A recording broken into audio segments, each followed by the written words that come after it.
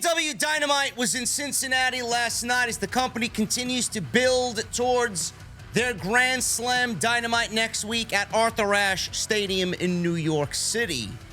After the show was over, everybody was like, all right, we got some direction for AEW. They're building Grand Slam better than All In and All Out combined. It's a great thing to see. Then the show ended, and there was some major news dropped by Fightful Select in regards to one of the biggest names in their women's division, and that is Jade Cargill. Jade Cargill apparently is on her way out of AEW and is heavily rumored to be signing with World Wrestling Entertainment. Now, before I get into the story that Fightful reported on after Dynamite was over last night, I want to read you something that Jade Cargill said about 7 or 8 days ago in regards to All Elite Wrestling and her relationship with Tony Khan. She said this, and I quote, "I'm always in contact with Tony Khan. He's a phenomenal boss. I can hit him up now. He'll probably hit me up in 3 minutes. And this is a man who has 4 companies like a professional soccer team, the Jacksonville Jaguars, etc. He's busy. He's literally at every show. He is so passionate. He loves our company. There's no other place I want to be. He doesn't look at me as a number. He looks at me like a human being, and he knows my journey, and he understands my purpose in the wrestling community and what I want to achieve. And I don't think you can beat that. You can't beat this in a very interesting sport." End quote. That was legitimately a week ago. There's no place I would rather be than working for AEW and Tony Khan, and she really put over Tony Khan as a great boss. Jade Cargill is now reportedly finishing up with AEW per Fightful Select. As of last night, Jade Cargill made her return on AEW Collision, quickly set up a rematch with Chris Statlander for the TBS Championship. At that point, people were wondering, is it going to take place at Grand Slam? Maybe they save it for Wrestle Dream. AEW didn't save it for either of those shows. The match already took place and will be airing on Friday night on AEW Rampage. If you guys want the spoilers, you can go find them. I will not be revealing them here for anybody that does not want to hear about the spoilers. So she made a return.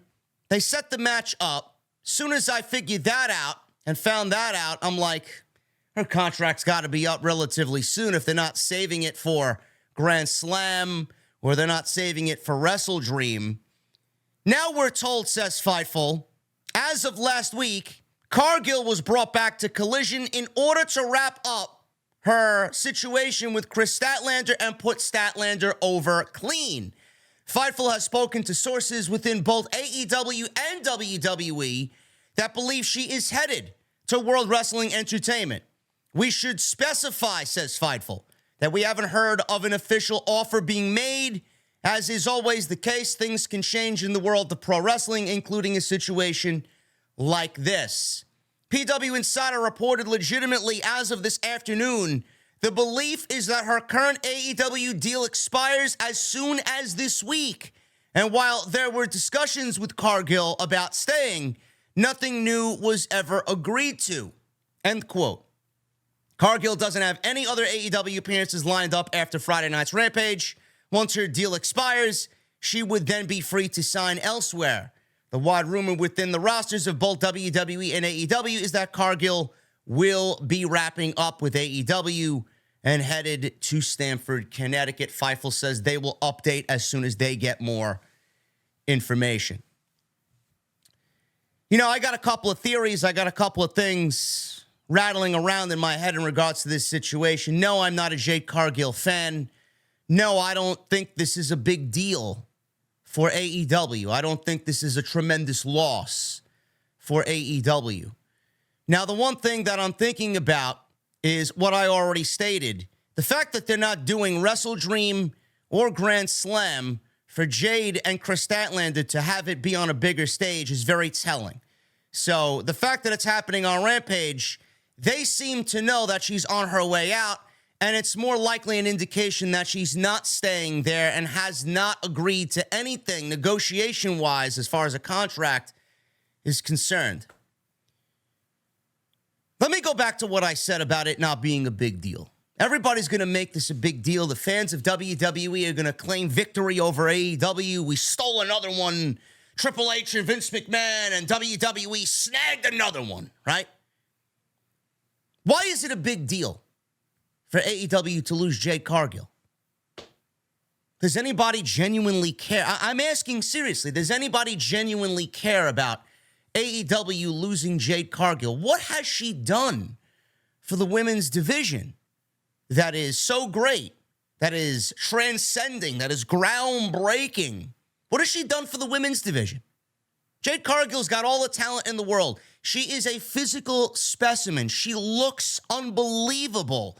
She's like a comic book superhero come to life. What has she done? She's held the TBS championship for 500 plus days.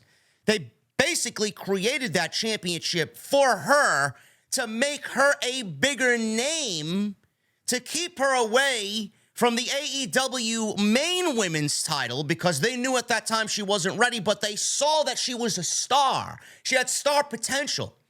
So instead of wasting her away, winning matches and not really doing anything with those victories, AEW created the TBS Championship specifically for Jade Cargill to enhance her on television and make her a bigger deal than she was initially. That was the reason why they did that. But what did she do on television for those 500 days that you are going to go back and reminisce on? What are you going to go back and remember about Jade Cargill's title reign? Oh, yeah, she was 55-0 or whatever the record was. Who gives a shit? Do you remember anything that happened within that title reign? I know I don't, and I watch AEW weekly. This is no big loss for AEW as far as what she brings to the women's division. Now, I don't know why you would think this is a big loss based on that. Here's another one for you. Do you genuinely trust AEW when it comes to anything women's division-wise? I don't know why anybody's excited about her going to WWE. For all I know, she's going over there and she's going to be fish food for Charlotte Flair and Bianca Belair. That's basically what WWE's bringing her in for. But why would you trust AEW with Jade Cargill if she does stay? What do you expect them to do with her? Has she gotten better at her profession? She hasn't gotten better as far as what I see in the ring. She's not grown. She's not matured. She's basically as green as the day that she started. But why would you trust AEW to do anything with this woman when they don't even do it for the rest of the division? So how can you physically sit there and tell me that this is some great loss for AEW? AEW hasn't a fucking clue as what to do with Jade Cargill. They don't have a fucking clue as to what to do with the rest of the division. So what makes you think that anything would change if she does stay? AEW doesn't know how to create stars. They don't. I love the company to death. I'm a fan of what they do weekly. I think they do great shit. But let's be real here. AEW does not know how to create new stars. They have not even tapped into at all what Jade Cargill is capable of. Do you know where she's going to get that and have that tapped into? WWE. WWE knows how to create superstars. WWE knows how to take somebody from basically nothing and give them a persona, give them a character, give them everything that they need to work with, and then they will be propelled to bigger and better things. The best career move for Jade Cargill right now is to go to WWE. If she stays in AEW, she's going to be wasting years of her career that she could have did in WWE while getting better at her craft and becoming a bigger star for it. Because Tony Khan, no matter the relationship with Jade Cargill, is not going to tap into what that true potential is. She's got all the potential in the world. And WWE sees that. Not only does WWE see taking another talent from AEW, which they gloat about and they're going to relish, but they do see potential in Jade Cargill. Look at her body.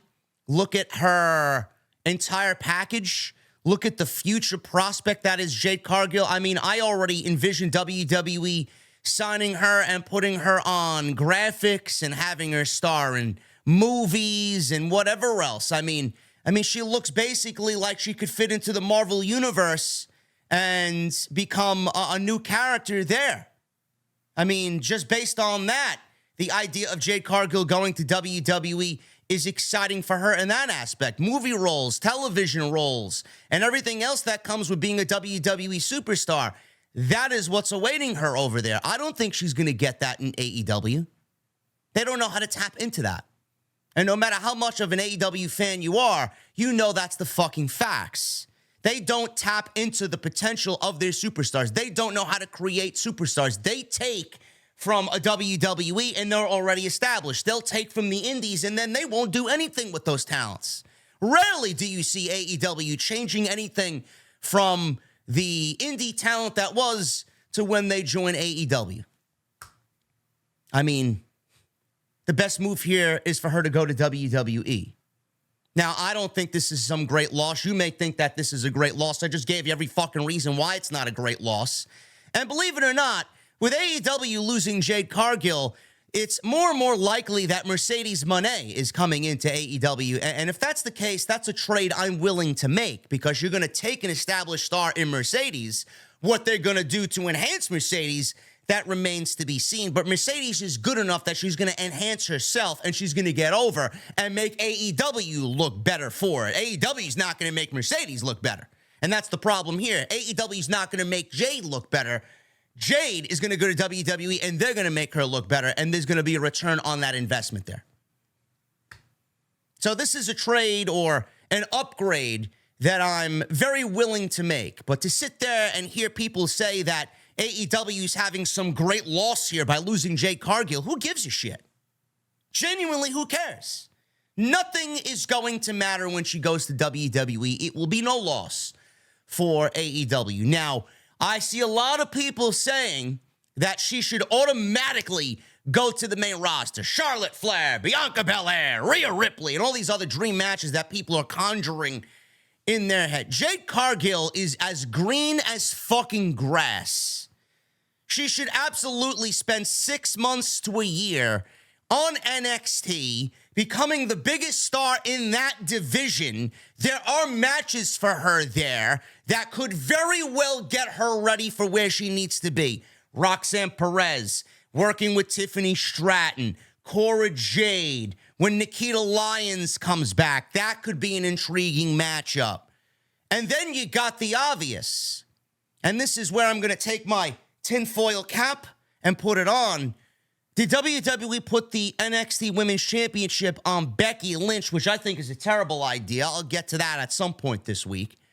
Did WWE put the NXT Women's Championship on Becky Lynch in hopes of grabbing Jade Cargill, putting her on NXT, getting her ready for what she needs to do, and by putting her in the ring with Becky Lynch? I don't know. Becky Lynch won the championship for what? Did she win the championship to put over Tiffany Stratton 2 weeks later at the fucking No Mercy pay-per-view, which I'm hearing? Oh, well, JD, it was a great match. And Tiffany Stratton, she's going to win the title back in 2 weeks. All right, she's going to win the title back in 2 weeks. What exactly is that going to accomplish? She already lost clean to Becky Lynch. So at that point, we're doing 50-50 booking. We're trading victories back and forth, and you're going to put the title on her again for a second time in 2 months when she should have realistically never lost the championship to begin with. Do you know what would have put Tiffany Stratton over for the fucking geek historian out there or some geek online that thinks they know better than everybody else? Let me tell you something. You know what would have put Tiffany Stratton over? Tiffany Stratton would have been over if she beat Becky Lynch clean in one shot. This was all a ratings ploy. This was nothing more than WWE having ADD or OCD about booking Becky Lynch in anything but a championship match. They don't know what to do when Becky Lynch is not in a championship match. Oh, but they put her in a feud with Trish Stratus. Yeah, which ended up being the worst women's feud in the history. And it's not really a Candice LeRae or an Indy Hartwell or somebody that doesn't have a Hall of Fame status. They gave her Trish Stratus for 4 months because they didn't want to do anything else with Becky Lynch. They're afraid to. They don't know what to do when this woman's not in a title feud. So is that the reason why they put the title on Becky Lynch? Are they getting ready for Jade Cargill to come on in and potentially take that off of her on NXT? I mean, that would be a big match. I mean, you'd get me to watch that shit. If that was the case, that sounds like an intriguing idea. But at the end of the day, I do think Jade Cargill needs the Performance Center. I'm not putting her on the main roster for all these people. Oh, Charlotte Flair, Becky Lynch, or Bianca Belair, or Io Sky, or Asuka, or Rhea Ripley. I mean, she's not even ready for the fucking women, the established women that are on the AEW roster. She's going to be ready for these women? You don't want her going into a feud with Charlotte Flair looking green as shit. You want her to stand as an equal to Charlotte Flair. But the prospect of her going to WWE is a great one for her. If she stays in AEW, it's no real loss for AEW to lose her. It's not. What is she going to do there? AEW doesn't have a fucking clue as to what to do with women's wrestling. Neither does WWE, but she's better off in WWE, absolutely, because WWE, if there's one thing that they do, they know how to market fucking talent. And she is absolutely WWE's wet dream as far as marketability. It's going to be a very interesting situation. Another thing here with this Jade Cargill situation, I mean, we don't really know what's going to happen. The reports are saying that she's going to go to WWE, but she could be using this as a negotiation tactic to maybe get more money out of Tony Khan because she realistically wants to stay, and whatever she said in that interview is genuine. But she did say she wants to be nowhere else, and she wants to work for nobody but Tony Khan, but here we are hearing that she's going to end up in WWE. I don't know. More information will become available. Fightful will get the information, and at that point, I will let you guys know exactly what is going on. But to me, in my honest opinion, she needs to be on NXT. If she does go, don't put her directly on the main roster, and she's better off going to WWE instead of staying with AEW. Another team or a group of individuals that's leaving a company. This time, it's the former grizzled young veterans gone from WWE, no longer a part of the NXT roster. The Dyad. This is Rip Fowler and Jagger Reed. Awful gimmicks. Absolutely disgraceful to what they did with the grizzled young veterans. Have been looking for an exit despite being a part of the Schism group led by Joe Gacy. And they asked to be let out of their WWE deals a few months ago, but the company denied the request. Now, they stayed around until their deals were up. During that time, WWE used them on television in a storyline with the Creeds, the Creed brothers. And while speaking on Wrestling Observer Radio, Dave Meltzer noted that the Dyad is no longer with the company, and there was no storyline explanation on this week's NXT. Dave Meltzer says, and I quote, "The other two, Rip Fowler and Jagger Reed, are gone. Their contracts are up, and I thought this was going to be some kind of angle or something, but it's not. They're just gone." End quote. Good. Maybe they'll show up on the indies. AEW could always use another solid tag team. Let's get the Dyad back to the grizzled young veterans and get them their old shtick back and their old appearance back, and then we can start doing some work. Whether you enjoyed NXT UK or not, or NXT or not, the grizzled young veterans were probably one of the best in-ring tag teams that the WWE employed, and they fucked that all up because they transitioned to 2.0 and they were more character-based, and they thought the grizzled young veterans were boring, and they felt like they needed to change their names and change their fucking appearance and give them eye contacts and all this other garbage that was nothing more than a rip-off Wyatt family, and they never connected with the audience. They were entertaining, and then they became not entertaining. So I hope, for their sake, nothing but the best leaving WWE.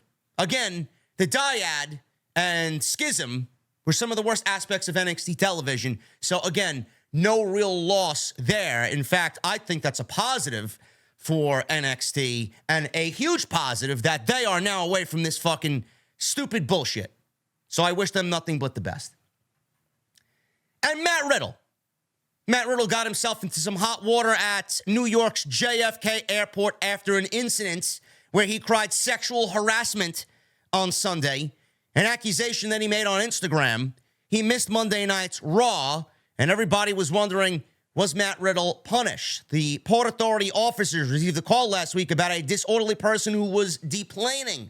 This person turned out to be Matt Riddle, who seemed to be apologetic when he was speaking with the police, and no police report was actually filed. Following the incident, he was pulled from Raw and this past weekend's live events in Idaho and Washington. As previously reported, Riddle did not miss Monday Night Raw because of this incident.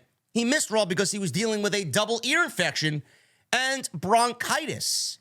PW Insider reports that WWE is slated to have Matt Riddle return on Monday Night Raw this coming week. So there you go. Matt Riddle once again escaping a potential situation by the skin of his asshole. So Matt Riddle will be back on television. Whether you like that or not, whether you're a fan of Matt Riddle or not, WWE seems to love to cradle Matt Riddle and seemingly sweep all his incidences under the rug. It's still not a good look for Matt Riddle, though, because he seems like a problem child and he seems like WWE or a PR headache for WWE, and that's something WWE doesn't want to really get in bed with. I mean, Matt Riddle's got all the potential in the world to be a world caliber champion in WWE. He's fucking great at what he does. But with his behavior problems outside the ring, there's no reason how WWE would ever trust him with anything, because the first sign of any success, a story's going to come up, something shady from his past, someone's going to come out of the blue from their fucking caves and badmouth him on social media, and then it's going to become a PR nightmare for WWE, or they give him the ball and have him run with it, and he fucks up by doing something stupid. So WWE, they got to tread lightly with Matt Riddle. They got one of the more promising talents in that entire company, but it's not something where Matt Riddle is going to achieve any more than where he is right now because of his outside behavior problems. So it's a sad situation, but if you guys are fans of Matt Riddle, he will be back on WWE television this coming Monday, and it seemingly looks like this JFK Airport incident is not going to really factor into anything as far as what happens to him on television.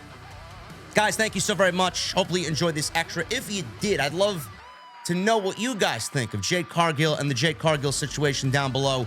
Are you in my boat where I don't think it's a big deal? Are you excited about her potentially going to WWE? Sound off in the comments below and let me know what you guys think of Jade Cargill potentially joining WWE.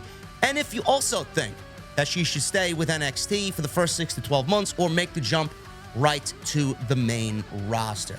Hit that thumbs up, guys. Hit that subscribe button as well. Turn on the bell for notifications and go check out all the other videos that you might have missed on the channel. I will be back with more content this week, man. We got plenty of news coming, so stick it right here with Off the Script. Until then, guys, have a great Thursday, and I'll see you right back here with more news on OTS.